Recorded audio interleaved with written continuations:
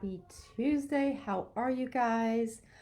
I am coming to you today with yet more tips on self-care. I told you this is like a passion of mine, and if it seems like I'm beating a dead horse, I feel like we just need to hear things like many times before it just clicks. And I'll give you a quick example. I used to teach spin, and in spin, there's only like so many cues, only so many things you can say to people to help them get the motion of their feet on the pedals and the push and pull of it, and the circular motion and breathing. And I would find myself saying things repeatedly, over the course of a few years teaching there. And I had a student come to me one day, or in the middle of class after I said something, she's like, "Oh, it finally clicked and I finally got it."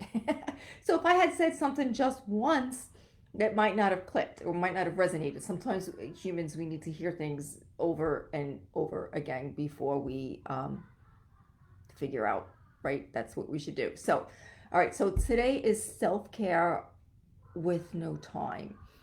And it would be weird if you have lots of time. I don't know, maybe you do. I don't know anybody who has lots of time. I think we're all busy, whether you work outside the house or whether you don't, whether you have kids or whether you don't. There's always something, um, right? Life is like a vacuum. If there's a void, it will immediately get filled with something. So many people have no time to get to what they really do want to do. So when it comes to self-care, that's often on the bottom of our list. And as I've told you in past videos, it should not be. You need to have your cup filled in order for you to pour out into others. So our lists are never ending. I'm going to teach you how, or give you a few different strategies, how to fit self care in the gaps of your day. So you don't really need to carve out this huge amount of time, okay? So our list is never ending, right? Whether you're a parent or not parent, whether you're working outside the house or not, we always have things to do.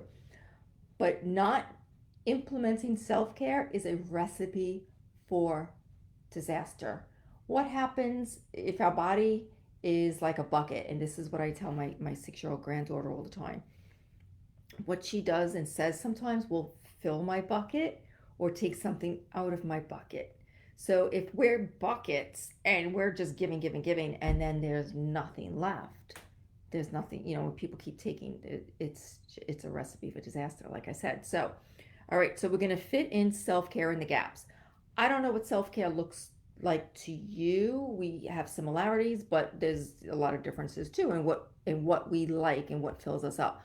I love listening to podcasts. I love listening to, or reading books. Sometimes I can't actually sit and read, so I'll listen to an audiobook as well as a podcast. So my car is a kind of like a roving university, if you will. So things I want to get to, whether it be an online course or a podcast or a book, I will put it on audio. And so I listen to it when I'm driving.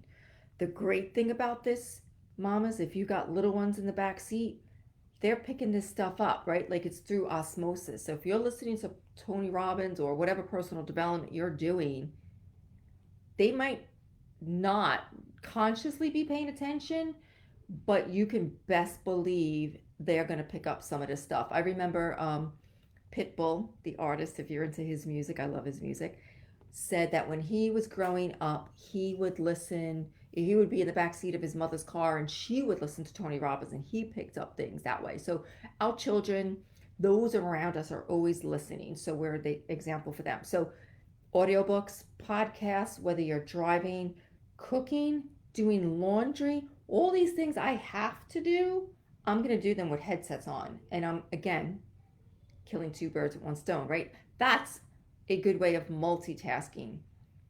All right, so um, fit things in the gaps of your time. So if you can't fit in an all out sweat session, like you had plans to do an hour long workout, you got your weights, you've got your, I don't know, cardio equipment, and then something came up, an emergency. Maybe your husband or your friend got stuck with a flat tire and you had to go pick them up, and now your time to exercise is gone.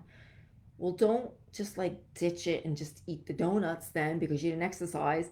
Do what you can. even 5, 10 minutes.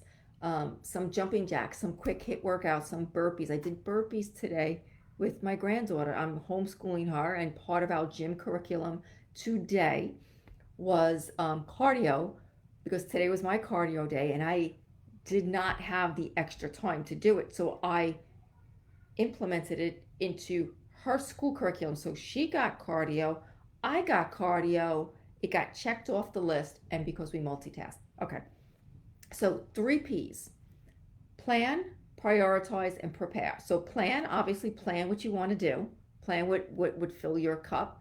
Prioritize, again, try and put it at the forefront of your brain when you get up in the morning, you look at your calendar, or the night before when you're planning out your day. Prioritize that action.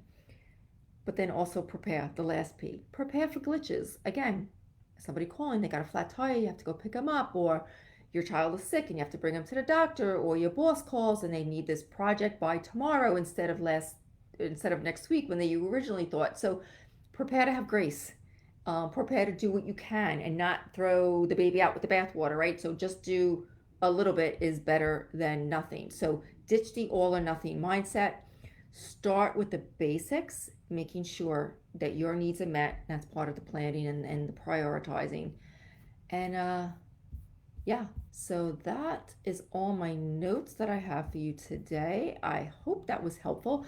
Let me know in the comments below how you're starting to prioritize or plan what you're doing to implement self-care, to make sure that you are a priority, that you are nourishing your body, that you are taking care of your body physically.